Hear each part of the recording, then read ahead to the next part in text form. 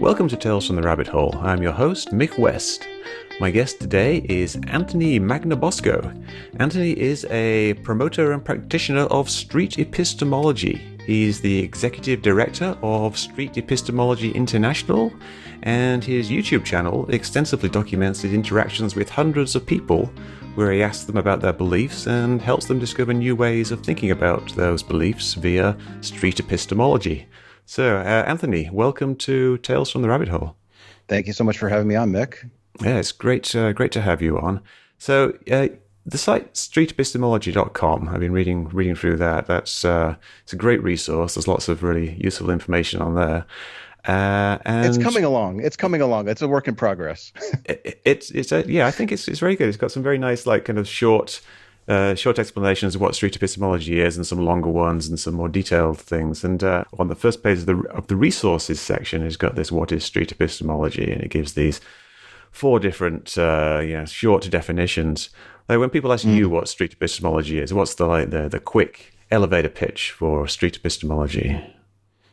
I like to describe it as a dialogue where you use questions to explore somebody's claim to see how they concluded that it's true. That's my very quick, first floor to the second floor elevator pitch. But if we were going to the 100th floor, I might explain that it originated in the atheist community, geared for atheists to engage with theists on their deeply held beliefs. But we quickly realized that it could be used for all sorts of different claims, including the claims that atheists make. So it's a tool that can be used by pretty much anybody when you want to figure out how they determine that they can be so sure that it's true.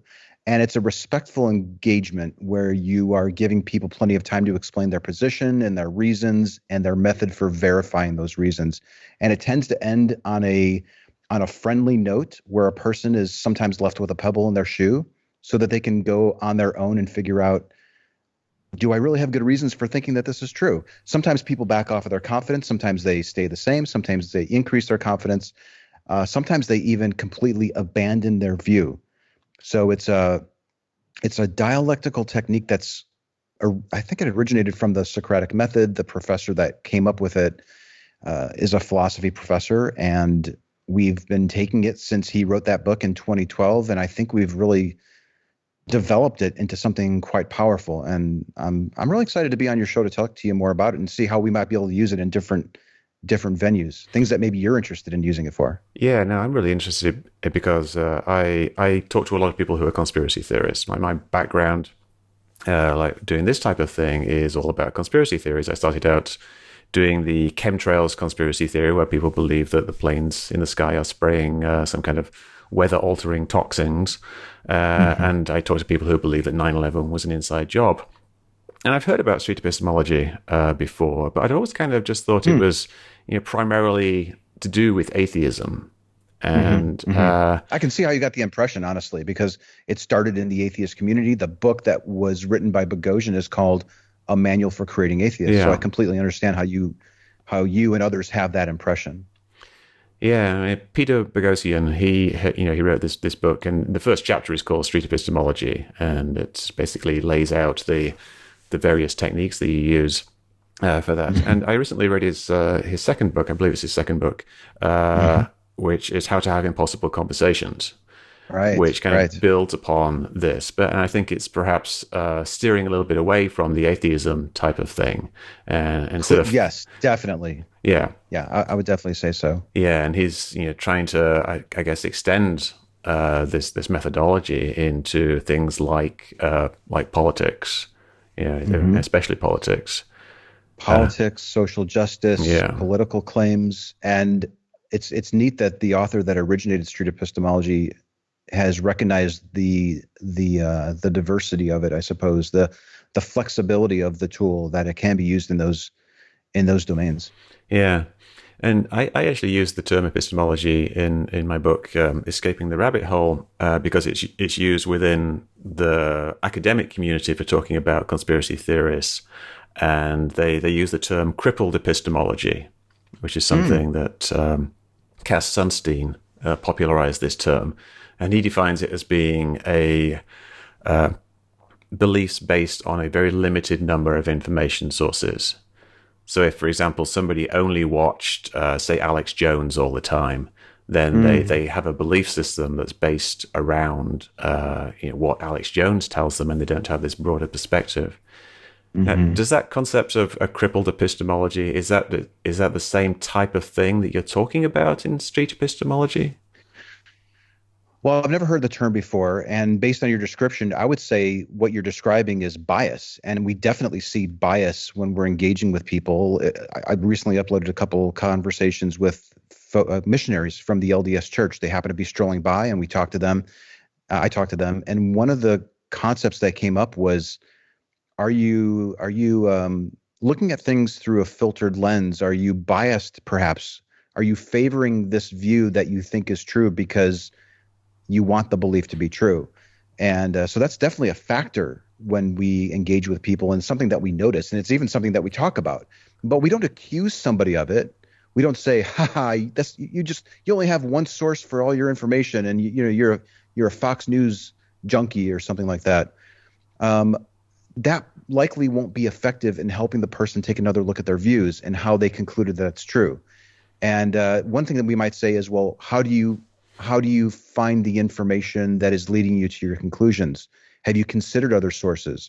Let's say that you discovered another source. How would you go about vetting that to see if that would be something that you'd want to add to your mix, or maybe get rid of it? So what we're finding in street epistemology is that when you stop talking about the actual claim or the conspiracy or even the quality of their news sources.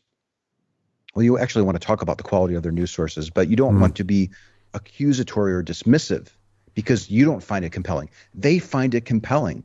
So it's a better use of your time to explore how they determined that that's a good, trustworthy, reliable source. And that act of exploration helps the person take another look at their view through their own lens. And that's the beauty of this approach, is that you're using their own words, their own definitions, the sources that they're using to come to their conclusions. So people like to feel listened to and heard and respected.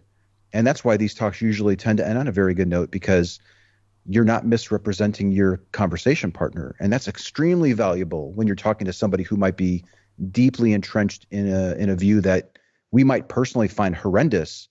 But if you're interested in helping them take another look at their views, if you have empathy for their position, or at least for them as a human being, might be a better way of phrasing it, this approach might really appeal to you. And I Yeah. hope your listeners look into it further, because I think they might be quite surprised at how effective it really could be. Yeah. Well, I feel like, in a way, like, I wouldn't say independently rediscovered it, but the way I evolved personally to talking to people in conspiracy theories did kind of eventually come to this very kind of gentle, respectful way of talking to people.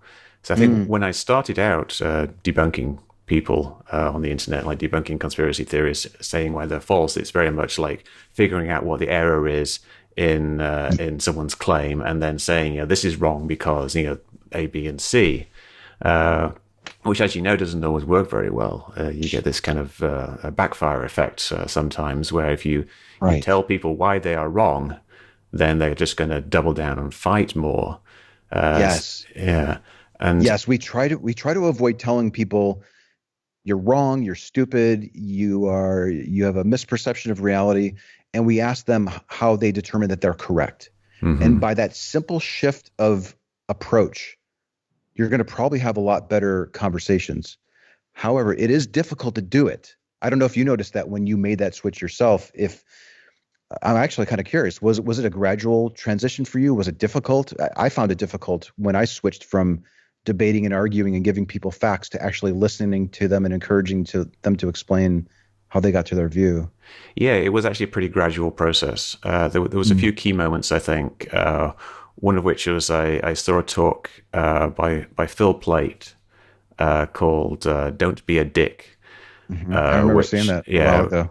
it was something like a talk he gave at a skeptics conference. And the skeptics, it's kind of this atheism there, but it's also about like addressing pseudoscience and things like alternative medicine and false beliefs, conspiracy theories, things like that. And he was saying that you've got to be respectful to people. and that it works better. Yeah. Just simply that it works better. And he actually got some pushback from this because people felt a bit upset that they weren't, in a way, allowed to express their anger and frustration at people. Gosh, I could definitely relate to that.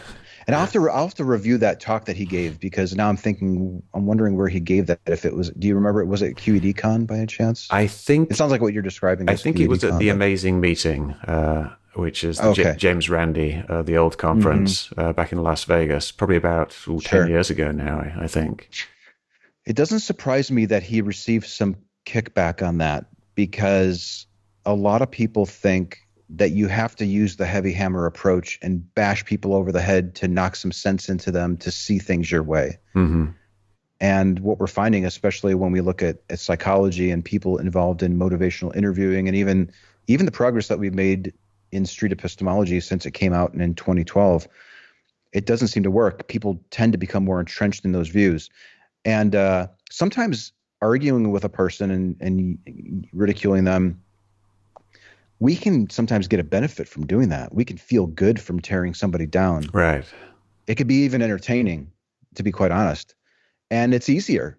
It's just easier to say, let me just send you a link that shows that you're wrong, and I'll be done with you. Mm-hmm. But it's probably not going to land with them. So that might be one of the reasons why you're getting some pushback. I think it's enjoyable and it's easier. Yeah. I think it's a little harder to set aside your ego, hear a person out, and then figure out what might be a good questions to respectfully challenge them and give them time to to think about it.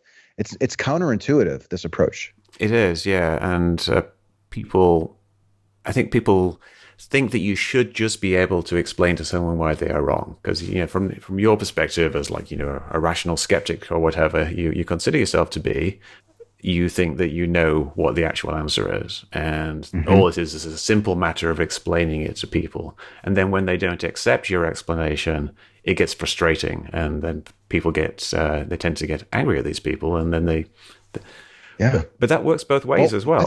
I think both. Yes, exactly. I think both parties can.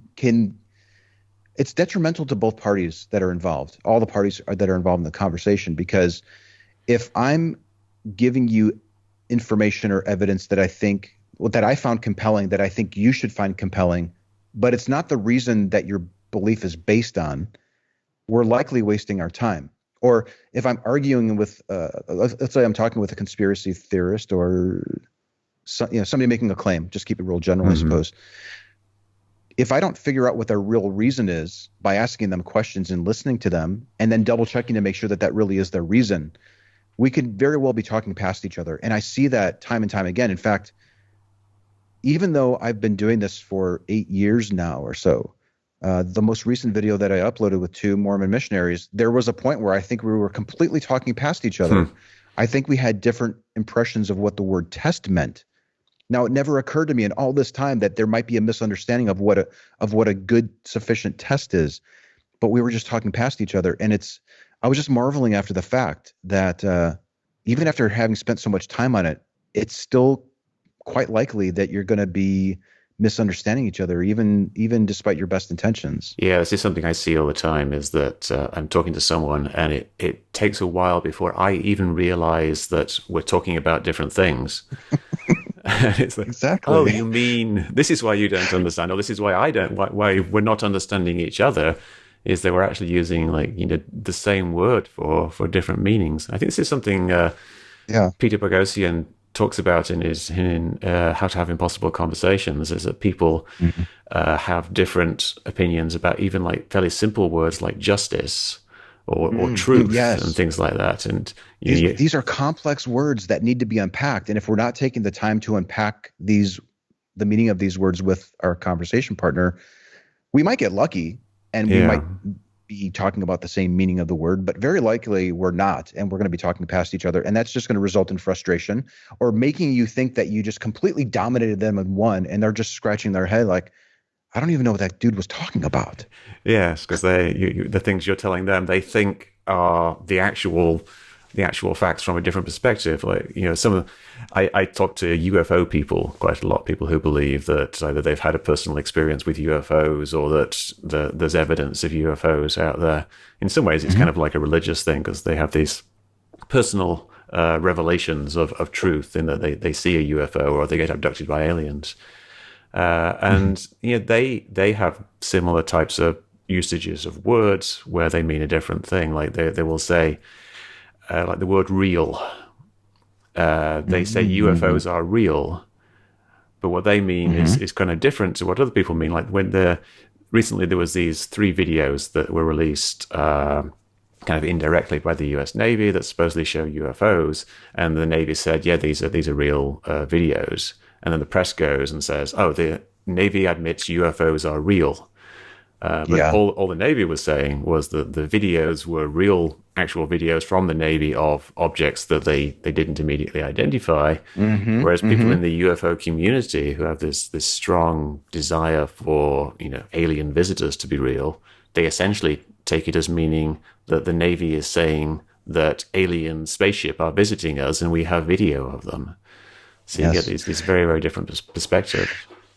We really do. And the word real is very similar to the word true or truth, that we often talk past each other on that word too, where a lot of people say, well, it's my truth. It's true for me. And what I think they tend, and you can usually uncover this by asking them questions or a thought experiment that we often do in street epistemology, you often realize that they're talking about a subjective opinion. It's real to me because I think it's the case. Or it's just, I can't think of any other explanation, and therefore it's my truth. And they're not using that word to mean objective fact. So sometimes you even have to just set the belief aside and have this broader discussion about what they mean by the word true or false. And what's the difference between an opinion and a fact? Is this view that you have more of an opinion, or is it more of a fact? And when you start sussing it out, you can really uncover some problematic reasons and foundations, I suppose, for people holding these views. But it's crucial that you uncover it, because if you don't, you're going to be having this upper level talk when there's these serious fundamental issues down at the bottom. And in street epistemology, we like to ask questions to get to the foundation, to figure out what's really propping it all up. And it seems like people enjoy doing it too. I don't know how many videos you've watched of mine or others who are doing it, or observed conversations maybe online where people are doing this, but people tend to enjoy the process of taking another look at their views. Yeah, I noticed that. And you start out, you come up to somebody like at a university campus or something, and you say, like, can I do a 3 minutes? Is that what you do now? 3 minute interview? I started at 5. I bumped it down to 4. I mean, there are some times where people says, listen, I just have 3 minutes. Can you do it in 3? I'm like, I'll give it a shot. But regardless of, that's more of a sort of a nod to respecting their. It's a starting point to say, listen, I respect your time. I understand this is a little unusual. You can bail at any time and you can go after, whatever. I'm not holding you here. But what tends to happen is when the timer goes off, even if many times I forget to set the timer, literally forget it. But if I do set the timer and it goes off after a certain amount of time, people usually just blow it off and say, let's just keep going. I'm having a good time. You can keep asking me questions, or I want to ask you some questions back. It's so funny. Like after a 3-minute engagement with somebody, if you show respect and that you're listening to them and really trying to understand them, they're going to probably stick around for a while to explore these things with you. Yeah, I think a lot of people, they feel very confident in their beliefs. And I think in some ways their motivations for talking to you is to try to convert you in a way. And they feel like they're trying to explain their position to you, some of them. But then some of them, do you often see people have genuine doubt come up in the conversations, or is it much more often you're just kind of planting a seed? Or it's very common to see doubt, or at the very least questioning. Yeah, when you use this approach, it's an odd interview where somebody doesn't go away thinking about. Well, I don't know what they're thinking, but they seem to be reporting and showing indications that they're really contemplating the questions that I'm asking them. And I see that as a valuable thing. That's extremely valuable, especially in an age where we talk past each other, we argue, we're not listening, we're trying to figure out how I can knock you over personally, possibly even not just your belief. I just want to kick you in the in the teeth. And that's like I mentioned before, it's a real problem, and that might be one of the reasons why people seem to be gravitating towards this. Like people such as yourself who have shows who are noticing this word maybe coming up more, or video examples that are crossing your feed or something. It's gaining momentum. We've been working at this for 7 or 8 years now, and there's a vibrant community of people around the world who are trying different ways to build this and make it better. And it's extremely rewarding and fun to be a part of it. Yeah, and I kind of feel the same way in terms of how things are moving with, let's say, the skeptical movement, or the just in general in the media. People are recognizing that you got to have actual conversations with people, and I think it is something that I wouldn't say like its time has come, but it's certainly something I think it's increasingly common and increasingly important that we have these respectful conversations between people. People are realizing because of the increased political polarization within the country, that it's problematic, and it can lead to some bad things down the road, and that we want to do something about it now, and this is the way to do it. There are people who are noticing the problems that we're raising, and they some people feel helpless, some people feel apathetic. This is just too big of a problem. I just don't know what to do. I'm just going to turn on the Kardashians and watch it. Mm-hmm. But there are people who are concerned about it. People like yourself, it seems, and myself and others. Shermer, who you just had on your show. Like, there are people who want to try to improve the world, and this seems to be a decent step in the right direction to try to make it happen. Yeah, and you actually see things like this coming up around Thanksgiving and around Christmas, because you get these articles that people write, like how to have a conversation with your uncle who's a rabid conservative or whatever, or is a crazy liberal, or and how do you actually have conversations with people? And it's kind of a good opportunity, I think, around Thanksgiving to bring up topics like this. How do we actually have these conversations? Well, I mean, it might be useful to have a meta discussion about how we might be able to have better conversations in those venues, like during those holidays. Mm-hmm. Whether I would actually sit down with a family member while there are other people around during those holidays, I don't know if I would actually do it. I think there's a time and place for it. And I'm not quite convinced that that's the right time and place, unless you really prepare the table for it, so to speak. Meaning, say, I'd really like to explore this with you some more, and I want to try a different approach than what maybe I've been using in the past. Would you be willing to do that? And they might ask for an example, and you can maybe show them a video example or explain to them a couple of questions that you might ask. And then you can gingerly embark on it in that environment, I suppose, but pay very close attention to see if they're becoming irate or maybe too uncomfortable. You want them a little uncomfortable, but you don't want to push it too much where you're sabotaging the whole holiday for everybody. Indeed, yeah. You really need to pay attention to the venue that you're in. Do you usually engage with people face to face or online, or what's your venue of choice? Well, recently I've been doing a lot of this. I've been talking to people, face to face via things like Skype, but I've done a lot of just basic text based discussion, exchanging messages on message boards. But I really do prefer doing it face to face. Totally. Because you totally really, the feedback you get from just seeing somebody and just actually talking to someone for a start is better than exchanging messages and exchanging tweets. You can get things done a lot quicker, and you can hear the tone of voice, and you can you hear the pauses, and you can hear the thoughts of people, and so it's just a lot better. And I would encourage people to do that. I was going to say though about the Thanksgiving thing. I think the reason you see these articles isn't that they're encouraging people to jump on the uncle when they come around. It's that the uncle, when they do come around, they often bring up the topics themselves.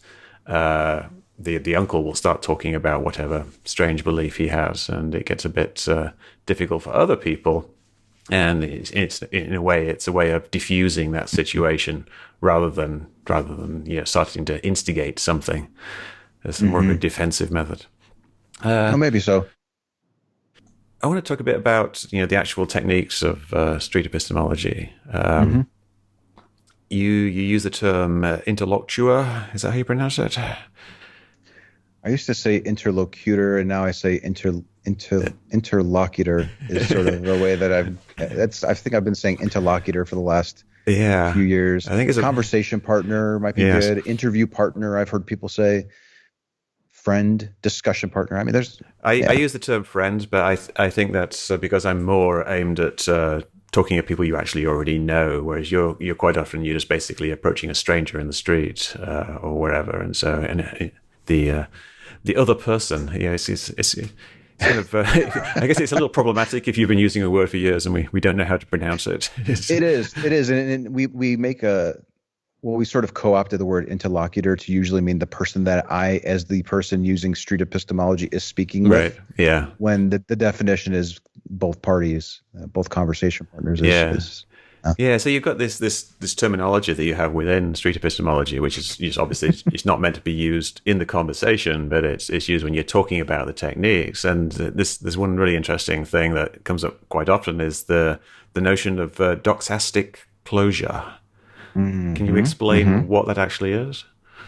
a very academic term that I think first surfaced, at least came across. I never saw that word before until I read Yeah. Boghossian's first book. Uh, if I recall correctly, it refers to a person's tendency to be a little bit more guarded with regards to their belief. They're protective of their belief. So if someone is doxastically closed, my understanding is that they're expressing an unwillingness to reconsider that they might be mistaken. That might Hmm. be I might be off on that. Might want to double check that, but I think I'm okay with that. You occasionally do meet people who are so convinced that they're right that they can't even conceive, or at least they express the idea that they can't conceive of the possibility that they might be mistaken on it. So maybe another way of looking at it would be a dogmatic person, or a dogmatism might be a Right. synonym Right. of Yeah. doxastic closure. What you're kind of looking for is someone who's doxastically open. Doxa, I think, is maybe a Latin term for, maybe it's Greek for belief. And the more open and comfortable and honest a person is with you when you're engaging with them, the more productive I think your conversation will be when you use street epistemology with them. Does that make sense? I mean, it Yeah. No, seems, it does. It does. yeah, Yeah. if somebody's open and they feel safe and they don't feel like you're misrepresenting them, but you do run into a lot of people who are just, they're willfully ignorant on their position. It doesn't mean that the conversation's over. You can still engage with a person that way. You might start talking about another person who holds a slightly different view that's contradictory to theirs, who might be just as dogmatic. What suggestion do you think that you might have on how we can break through to that person who's just as convinced as you are?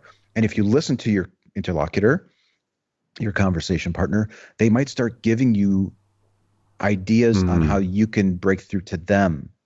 And that could be a useful approach.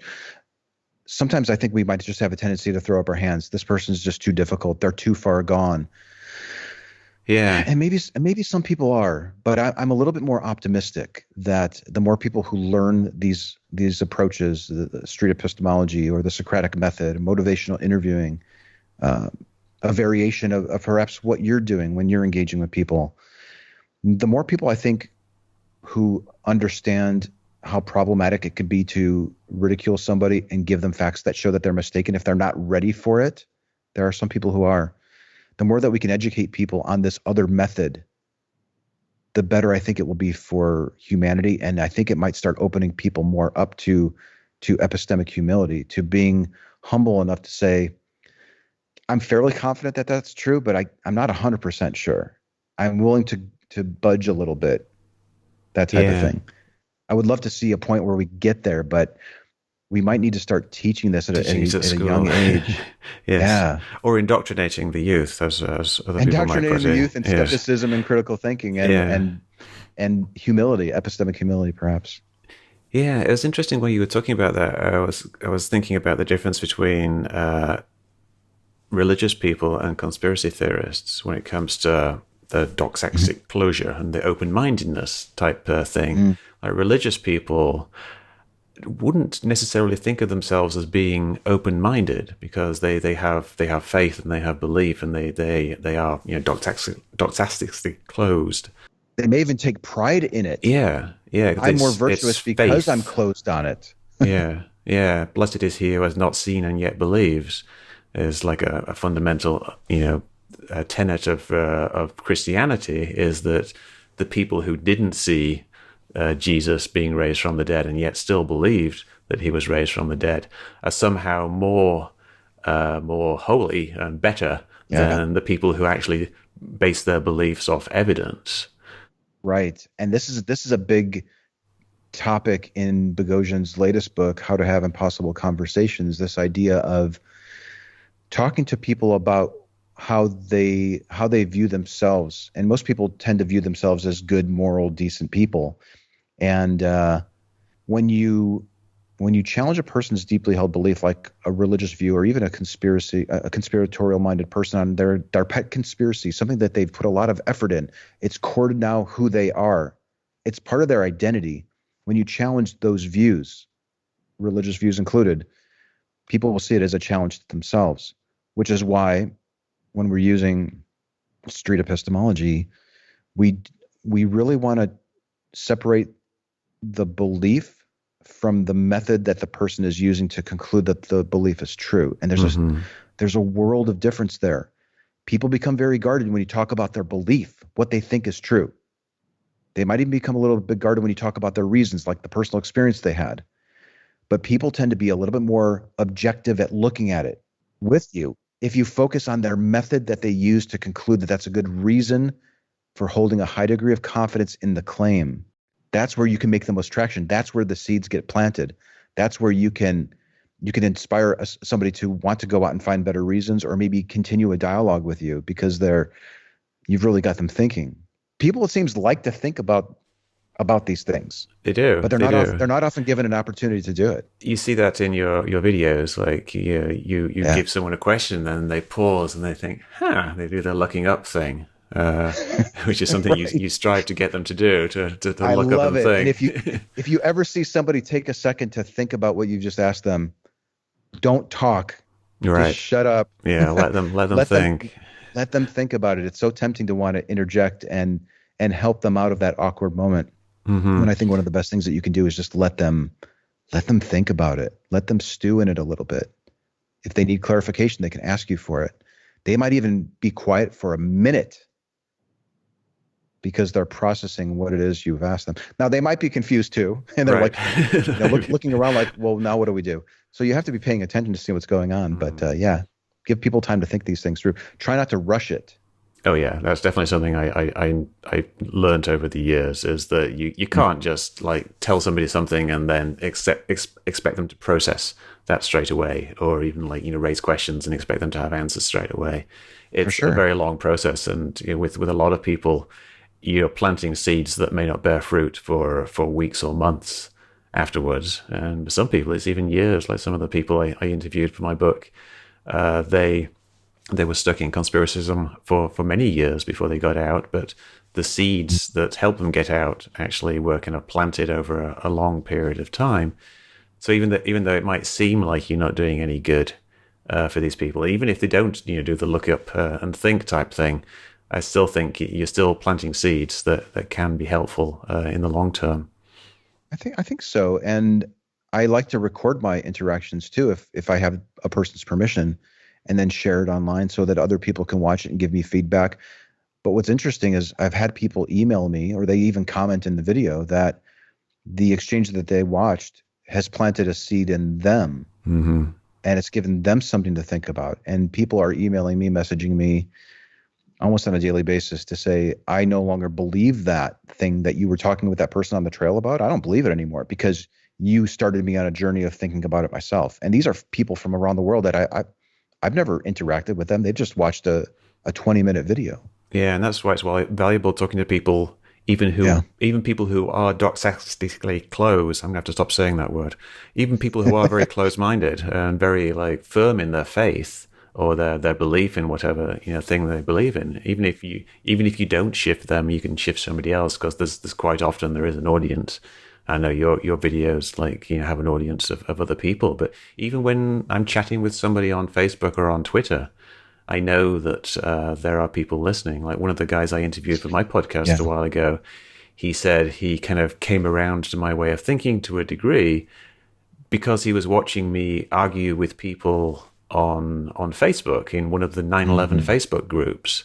And yet these people in the group, they weren't shifting at all. But because I politely persisted in talking to them and didn't go down into the the insults and the shouting, which a lot of people do, then he actually started to listen to what I was saying. So I think that's the same thing with what you're doing. People are going to be listening to what you're saying just because you're nice, you're polite, you're respectful, and you raise good points. Yeah, I think there's something to that. I think there's that bystander effect. Well, that means something completely different, but there are people usually watching these exchanges, whether it's if I'm interviewing the two missionaries from the LDS Church, I might be talking to one guy while the other one is really thinking about the question that I just asked this dude. Or maybe, when you're online, people might just be taken aback by, like, that's somebody who I completely disagree with, but he's being so much nicer than that guy from my tribe. Exactly. Yeah. Like, why isn't my guy from my tribe being just as nice as him? He's really being a jerk, but this guy's being so nice. That might just be what it takes to have the observers take another look at what you're saying and what you're asking and really think about it when they're not in the hot seat per se. Yeah. I just wanted to look at, you got this article, I don't know if you wrote it, but this Street Epistemology, the Basics on streetepistemology.com, which is, I think, a great introduction to what street epistemology actually is. If someone wants to figure out, find out what we're actually talking about here, they should. Hopefully we covered most of the basics there. So for people. What I want to do real quick is just kind of go through the 10 steps in it and just let's see, what. 10 steps. Is there 10 steps? There's 9. There's 8. There's 8 steps. Sounds about right. There is 10. It's funny because I'm thinking about making. I made a tutorial series, a video tutorial videos. Yeah, it was like in 2015. It's a little dated. We've learned so much since then, and I was thinking about refreshing that series. And it would definitely be more than 8 little videos. I think I'd probably have to do like 15 or 20 and chunk it up. Well, this is just kind of like a quick, getting into it. Like, so I mean, the first thing, step 1 is build rapport with your interlocutor, your conversational partner. Conversation partner. Yes. Yeah.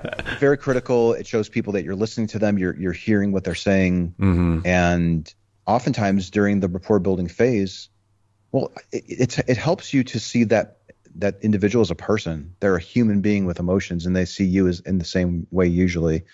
But oftentimes they might reveal something about, like, maybe they build bridges, or they're an engineer. or something like that. Or you might learn something about what they do in regular life that could be useful later on when we get to step like 6 or 7, when you're challenging how they concluded that something is true. Could we possibly use that same method to construct a bridge? Yeah. If you were hiring an employee at work at the bank, do you think that you would use that same method to figure out the best candidate for the job? See, putting it in terms they understand and something they can relate to. Speak their language. People love to be listened to. Yeah, and obviously, you want to start off on the right foot with these conversations, and that you want to start out with something that's not immediately confrontational. People. This actually reminds me what I find that usually happens on social media, not usually in person, although it can happen in person too. Yeah. Let's say I'm at a protest. I might be arguing with somebody, and then it dawns on me, this isn't going to be effective. Let me reel this back and try this different way. And sometimes I do that on social media too. I make a snide comment on somebody's post, and then they reply back, and now I'm like, now I got to kind of walk that back. It doesn't, even though you might start off on the wrong foot, it doesn't mean that the conversation is doomed. Even if you've been going about it the opposite way of what we're talking about for years, the conversation is still the conversation or the topic that you're talking about is still repairable. I think you could still get through it. Yeah, you can always kind of do some kind of reboot, and like you can Yeah, say to people like, "Oh, I think we kind of got off on the wrong foot here. Let's kind exactly. of try to start again. Like, what are we talking about?" Which brings us to Right. step two, which is Okay. identifying the claim. So it's like, uh, what are they actually claiming? But how do you kind of like bring that out? Do you just ask them, "Is there something you believe in, or do you believe in this?" I don't usually, well, when I first started going out, I had a claim in mind that I wanted to challenge people on. Hmm. And these days, because we know that this tool can be used for all sorts of claims, I ask a person to pick the claim that they think is true that motivates them to behave in a certain way, something that you find yourself acting out on because you think that it's true. Do you avoid giving your kid plastic cups because you think that the chemicals in the plastic are going to taint the water when you put it in the microwave? Or this approach seems to be really effective when you start with a claim that people are acting out on. If people are sort of like kind of Hmm. wishy-washy on it, I don't really know if paper bags are better than plastic. I don't really care either way. You can still explore that using this approach, but it seems to be much more profound and effective and shocking when you watch it on YouTube if it's something that's core to who they are. So Yeah. as far as like topic selection, I usually sometimes people don't know what to pick because I'm just asking them out of the blue, let's pick a topic, but that usually helps to kind of narrow it down. So you're actually doing something that has an effect on their life, that actually Ideally, changes their behavior. possibly. Yeah, let's pick a claim that you think is true that you're acting out on, and you're teaching other people this because you think that it's true. So, for example, I ran into a woman who said that her grandmother had taught her that when a deceased relative dies, you should leave water out for them. This is something that she does. That would be a great thing to talk about with her, and I did. Yeah, that's very interesting. I see the the first example that's given in this thing is actually they believe in UFOs. But Huh. I guess like most of your videos do seem to center around religion, though. Is that the by far the most common thing that comes up, or is it changing? Is it changing? I don't know. I don't know if I could adequately answer that Hmm. question if it's changing.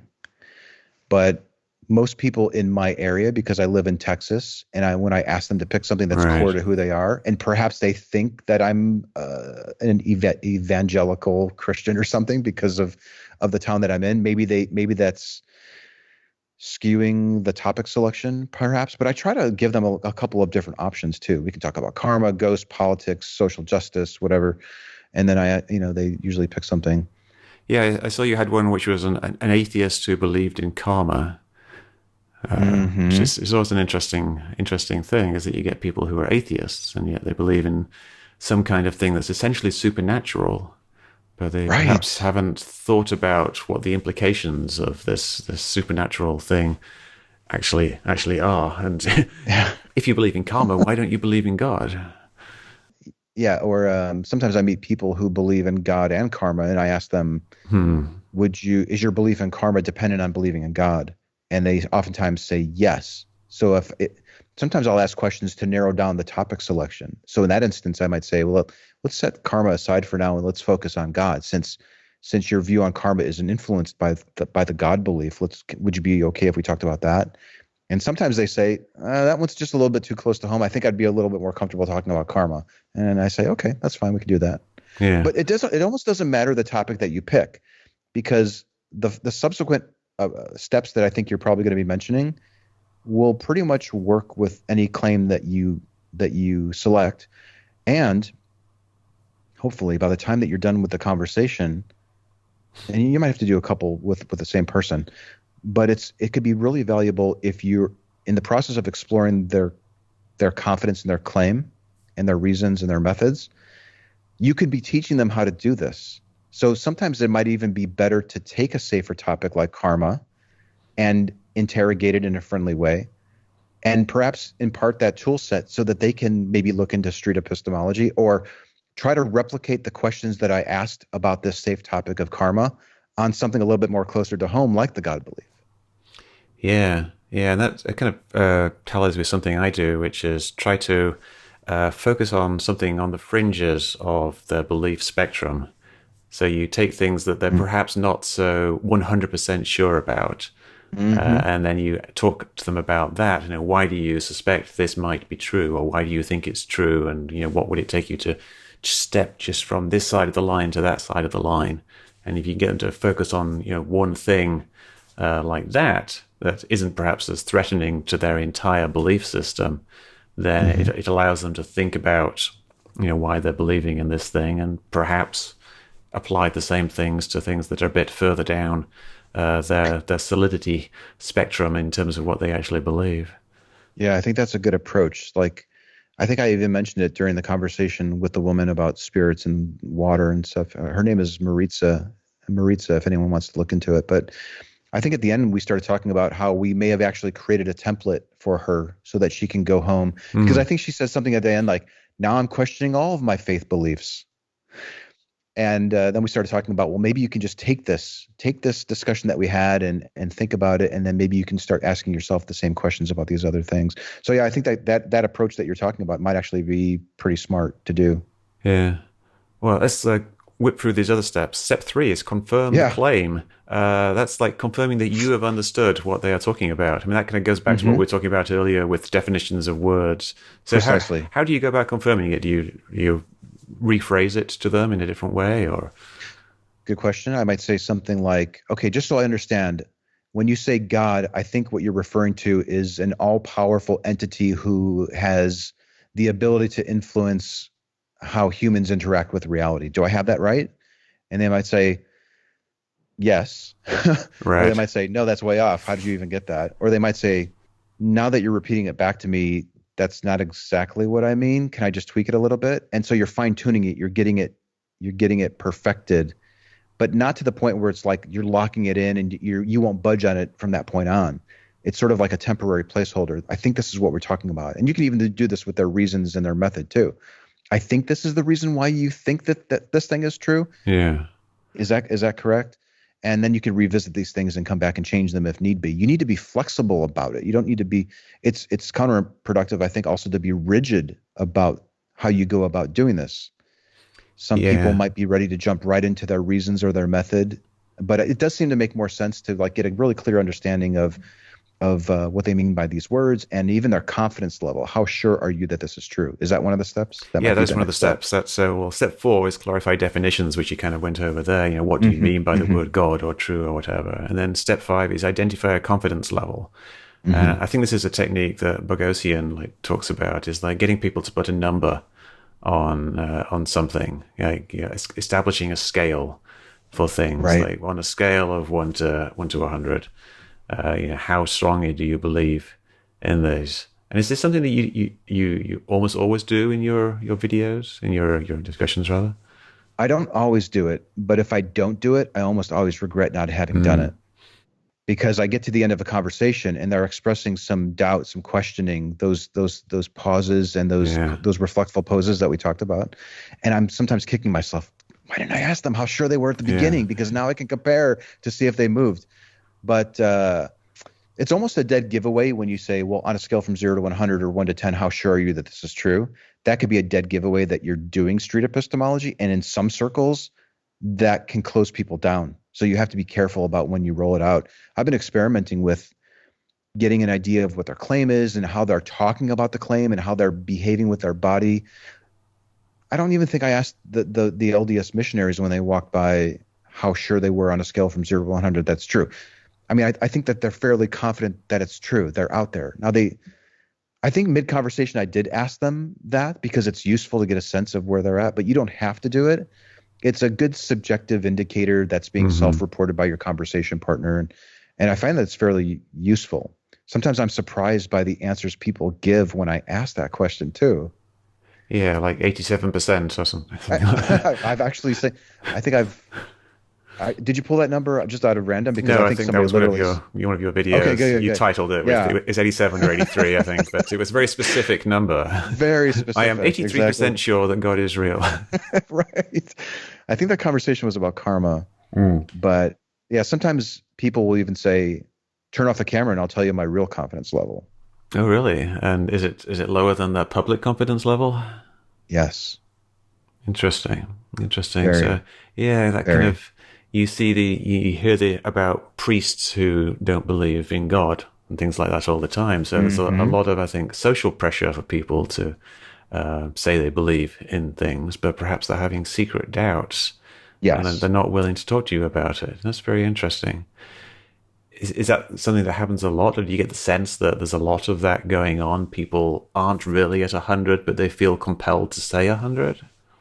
I think that happens quite a bit, but I don't know. I can only go off of what they're telling me. Even if they say I'm 100 and then at the end of a conversation they're 80%, did they just feel obligated to say that because they thought that Right. was my objective all along and they just don't want to make me feel bad or something? They're being Who polite. knows? Yeah, exactly. Who knows what the motivation is? Yeah. We've identified a confidence level, and then the next step is to identify the method used to arrive at the confidence level. Now, I think this is probably going to be the most complicated step, and the one that's going to make people think a lot, and you have to talk about it a lot. What are people's reactions when you say, like, what method did you use to get to this 100%?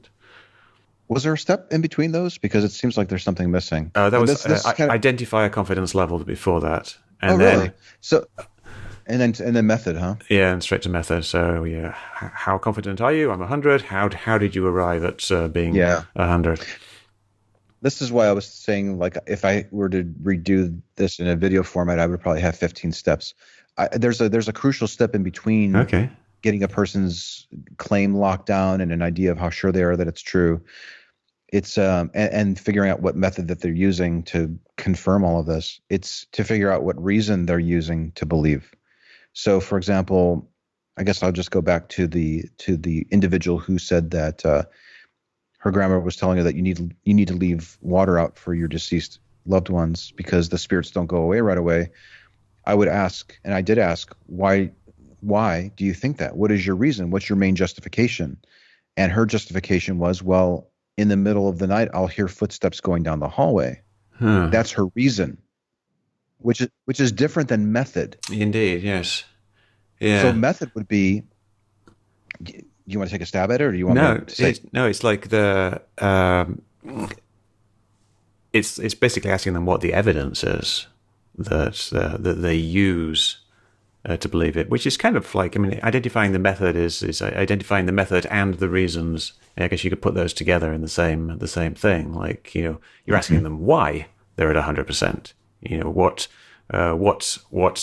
What reasons, what evidence do you have for this? And then I guess the method is, are you asking them about what type of logical steps they are going through in their mind to arrive at that 100%? Or are they calculating? They're not calculating the odds of being right, obviously. Not usually. These are usually just sort of subjective, fly by the seat of my pants type of number that I'm going to throw out. No, method would be, so her reason is I hear footsteps going down the hallway, and my grandmother says that spirits get thirsty, and I might even talk to my grandma who says, "Oh yeah, those footsteps, I heard them too, and that's your uncle. That was his spirit." So methodology, epistemology, it's how we know things. How are we coming to arrive at our conclusions? So what I would ask is, how did you determine? I don't even dismiss the footsteps. Well, we actually talked a little bit about that, if I remember right. I said something like, you're calling them footsteps. Are they footsteps, or are Right. they sounds that you're hearing that you're calling footsteps? So we had a little bit of a discussion about that, which she said, okay, that's actually a good point. You've got me thinking here. There are sounds that I think are footsteps. But the crucial piece, the biggest bang for your buck when engaging somebody on these claims is to get into their method. How did you conclude that the sounds that you're hearing, I'm going to go with you on this, you're hearing something. How did you determine that the sounds that you're hearing are indeed the ghost of your deceased grandfather or uncle? And that's usually when you get those spider moments. Uh-huh. How could I differentiate that sound from leprechauns pitter pattering down the hallway, or a secret Chinese program that's designed to trick impressionable college students on university campuses or something? Yeah. So when you start talking about methodology or epistemology, that's usually when the brakes lock up on the train that's barreling down the highway. The trains don't go down highways, but that's usually where people pause and think about things a little bit better. How can I actually be so sure that that is a good reason? And am I being consistent? That's another thing too. We got into a discussion about what it would take to change her mind that it wasn't spirits.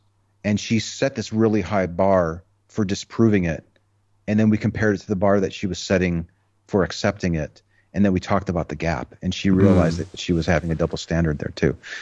That's so much more effective than just saying, listen, we've done brain scans on bodies, and when people die, that's it. You're worm food or something. Yeah. That's not going to help that person take another look at their views, and it's so counterproductive to do it that way, it seems. Yeah, and I think back to the discussions I've had with conspiracy theorists, and a lot of the time, like I am just trying to giving them the facts of the matter, like explaining like this trail that a plane leaves behind is actually a contrail, and it's due to condensation, blah blah blah. And I sometimes give them the science and give them references, but looking back to it, I kind of wish that I had been asking them about why they believe what they believe. Because I think that would have been the conversation would have been a lot more productive, because they already believe that this thing. So if me telling them something else doesn't change that. That they're convinced that that's something nefarious. So a couple of approaches I could suggest is to say, how did you conclude, or why do you actually think that these are poisonous? What is it? Gases coming out of airplanes? I'm not even some kind of chemicals. Sure. They think they're changing the weather by spraying things in the air secretly. Okay. So why do you think why do you think that that's true? What's your main reason why you think that? And they might give a reason. Double check to make sure that it is the reason. If we work together to figure out if that was a good reason, and we both agreed that it wasn't to your satisfaction, would you still be just as confident in the claim? They might say no. They might say yes. So you really have to kind of probe that. The second tip I wanted to mention is ask them what evidence would change their mind. So rather than just constantly giving people things that that you found convincing, or you think they will find convincing, ask them. And hopefully they give something reasonable. If they don't, then you can discuss the gap, like the previous example. But if they're giving something reasonable and they confirm to you that that's indeed what they would accept to lower their confidence, then you can work with them to give them that. But what I think you're going to find is, especially people who they're conspiratorial minded and they think they have evidence, they seem to be really bad at figuring out what evidence would change their mind. Yeah. And that's where your focus, I think you get a lot more traction if you approached it that way. Yeah. That's I am actually going to have to wrap this up early, because my wife just texted me and she's got a flat tire and she needs me to help her. Oh no! Okay, let's wrap it up. How sure are you that she actually has a flat tire? She sent me a photograph of it. So you have a photograph? Yes. Okay. Yes, I have evidence. Increases the confidence a little bit more. So she needs to see some help. But it's a shame, because we were getting through step 7 and step 8, but step 8 is listen, summarize, question, watch, and repeat, which. I think is basically just continuing the conversation, like talking to them and doing that over and over again. Yeah, and maybe even direct them to resources where they can learn this approach and start doing it on their own views, and trying not to overwhelm the person too. Noticing what's happening during the conversation to see, I think my questions are really overwhelming them. I think this might be a good time to end it. Let's just wrap it up and maybe pick it up next week. Yeah. No, anyway, I just want to thank you for doing this, and sorry we had to cut it off short, but I completely understand. No problem. We did an hour, which is what I normally do. It's a fascinating conversation, and I think I could easily do another hour. So if you're up for doing another talk sometime, I would like to maybe delve into a little bit more about the conspiracy theory crossover and the other aspects like politics and things like that. I think that'd be fun. Maybe we can see what the reaction is to this episode, and then if there's a demand, maybe we do something else. Okay, great. All right. Well, thank you very much. Thank you for having me on. Okay, I'm off now. I've got off to rescue my wife. Okay, sounds good. I hope she's okay. Take care. Cheers.